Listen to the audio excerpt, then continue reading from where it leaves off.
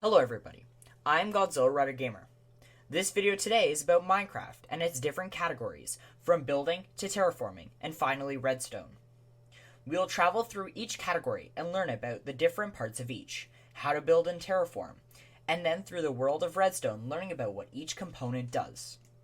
The goal of today is to teach you about each of the three categories, so without further ado, let's jump into this topic with both feet. A build can get quite boring if you only use one block. Once you start using even two or more, it gets quite a bit more interesting.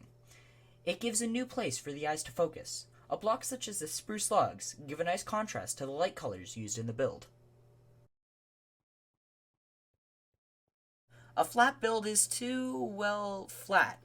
If you look at your window, not a single building will be flat. From the depth in the siding or bricks to even the overhang in the roof. Not one of those buildings will be flat. Add each of these features into your build to make it better. Even adding an overhang to the roof is enough.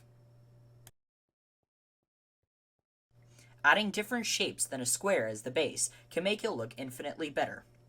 Shapes such as an L is often used for smaller builds like the one you see in front of you. Both these builds are the exact same. The only difference is the shape of the base. Roofs are one of the key components to finishing a build. Knowing this, you should try hard on actually making them look good. Some ideas could be a nice garden, a slanted roof, a flat roof, a glass roof. The options are actually quite endless. When building, the internet is at your fingertips, so don't be afraid to search up what other players have built to give you some inspiration for your builds. When building, adding micro details such as small planter boxes or a pathway leading up to your door adds those small details any build could really use. As you can see from the path on the right, it looks quite empty. Adding even a bit of variation to the stone path makes it have a bit more texture, and it looks more real. It makes it look more weathered and used. The first part to terraforming is the actual terraforming. If you are new to terraforming, I would recommend first finding out how nature works and forms in real life. Know how the land flows and how the trees grow. Once you are done that step, build. No terraforming project is the same, just like how no two snowflakes are the same. Let your imagination guide you.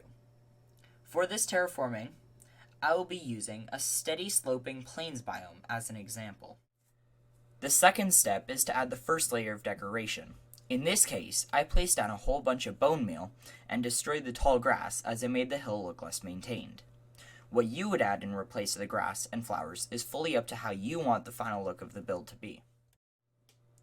And the third step is to add the second layer of decoration. This could be trees, rocks, anything really. For this project, I added some trees to add a bit more vegetation to the relatively flat area and to bring some shade to the sunny place. Not all of your projects will turn out a success. My best advice for you is try again. You learn from your mistakes and you move on to make something better. Mentally brace yourselves for a mouthful of words because now we're moving on to redstone. The redstone torch strongly powers the block above it and lightly powers the blocks beside it. The redstone torch can be turned on and off by strongly powering the block below it. Diverted redstone dust only strongly powers the block below it and the block it's running into, while the direct redstone dust strongly powers all blocks around it except for the block above it. The lever can be on or off. It's that easy.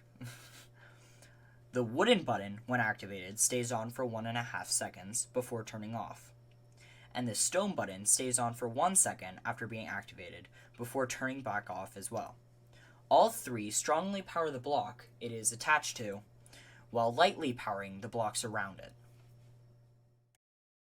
There are two types of pistons, regular and sticky. The regular can push blocks but not pull them. Sticky pistons can push and pull blocks though. Repeaters are handy and the second most commonly used component there is. The repeater can only strongly power the block it is facing. As seen here, the repeater has 4 modes all setting the delay before powering. The first mode delays the signal by 1 tick, the second by 2 ticks, the third by 3 ticks, and finally, you guessed it, the fourth mode delays the signal by 4 ticks. The redstone lamp gives off light and can be turned on or off. The note block has 24 pitches and can be heard 48 blocks away. That's a far distance. Regular hoppers can pick up items in the entire block above it and direct them into a chest, dispenser, any block that really has an inventory. Hopper minecarts can pick up items within and on top of the block above it.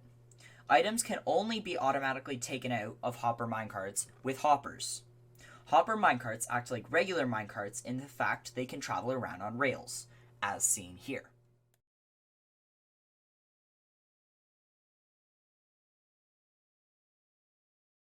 Weighted pressure plates.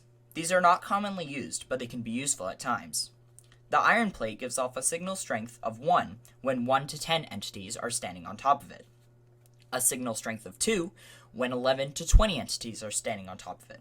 Basically, for every 10 standing on top of it, the signal strength gets stronger, with a maximum of signal strength 15. The gold plate counts the mobs 1 for 1, with the signal strength being equal to the entities on top of the plate, also maxing out at signal strength 15. The daylight sensor has 2 modes. Mode 1, or the default mode, creates a signal when it is day, and Mode 2 gives a signal when it is night. Basic stuff. Comparators are a little strange, but once you learn what they do and how to use them, they become quite useful. Comparators can measure items in a block's inventory to even subtracting 2 signal strengths. Explaining signal strengths for a block's inventory will take a while, so I won't bother you to explain it. I would recommend block inventory signal strength to be one of the first things you learn while getting into Redstone. For subtraction, the comparator takes the strength value from the side with the 2 redstone torches and subtracts the value from either side of the comparator and gives the answer at the side of the comparator with the single torch. To know the comparator is in subtract mode, the singular torch should be on. Hello everybody, it's me from the future. Honestly, I'm just going to tell you right now, just go watch Mumbo Jumbo. Mumbo Jumbo is a YouTuber and he can explain Redstone way better than I can, to be honest. A link should be in the description. The observer is used a lot for its unique feature. The observer observes the block it is facing, checking for an update. Whether if that update is from a piston, a note block, or a redstone lamp, it doesn't really matter. When it finally detects an update in the 1 block in front of it, it emits a 1 tick long pulse. Finally, the end of the video. The time has come. I can't force you to do anything. It is up to you if you liked the video enough to hit the subscribe button and the like button. Thank you for listening, and I'll see you all next time. Today's inspirational quote is, "If you look at what you have in life, you'll always have more. If you always look at what you don't have in life, you'll never have enough." Said by Oprah Winfrey.